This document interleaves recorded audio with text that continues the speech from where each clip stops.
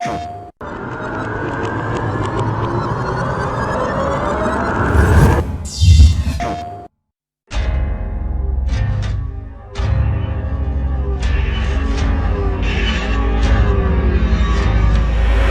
focus of this game has always been about these characters, and every decision we've made has always been, how do we show off this relationship? How do we show off this bond? How do we build Joel and Ellie over the course of the entire game and get you to care about each character and then how they relate to one another?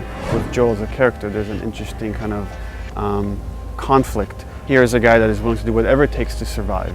And we really wanted to show in this world there aren't necessarily good guys and bad guys. There's just people trying to survive, and Joel is just one of those people. He's tasked with delivering this girl somewhere, and over the course of their interaction, of how they spend time together, they form this unbreakable bond, and they really start seeing them care more and more for each other. So we wanted to show this guy that's pretty cold, cold-hearted, can do terrible things, and yet at the same time can develop this love for this girl where he's willing to do anything to save her.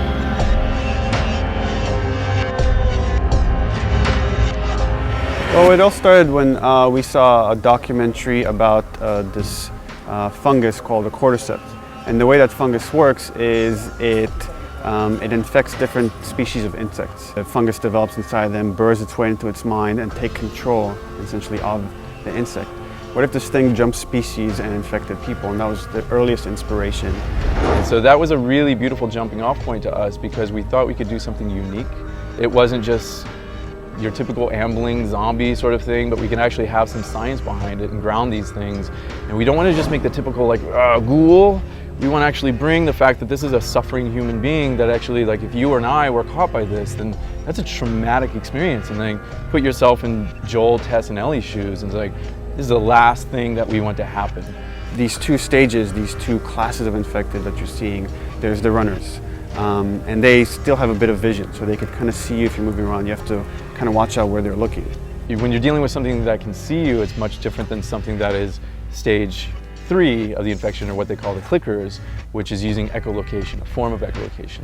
And then the clickers, it's all based on audio. So you have to make sure you're not making a lot of sound, you're not breaking a bottle, you're not doing something that will draw them to your location.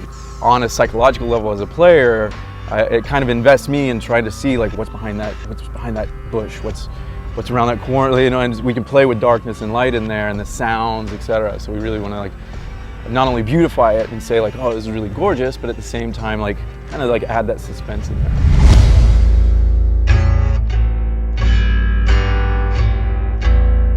What you want to see is the contrast between the stark reality of the military city and that oppression versus, like, nature reclaiming the earth, what nature has done over 20 years, what the military has done fighting back the infection just to get this small little hovel, like, keeping their walls and their people contained, like, okay, we're safe, keep that locked down.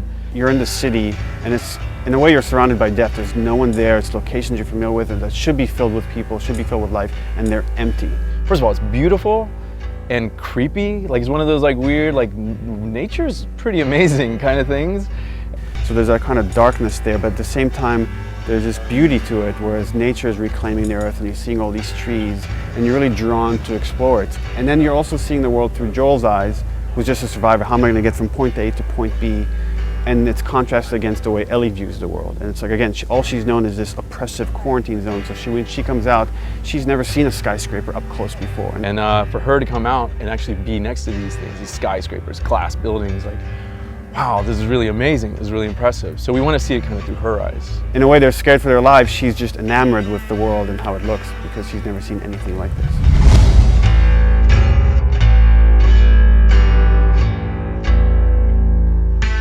I'm sweating and I'm actually enjoying, and I know how to play these things, and every single time a new emergent situation, like, exposes itself. Something new happens where a guy took a left instead of a right, and that was the guy that's gonna, like, destroy me, and I got no ammo now, what do I do? And that's a beautiful feeling.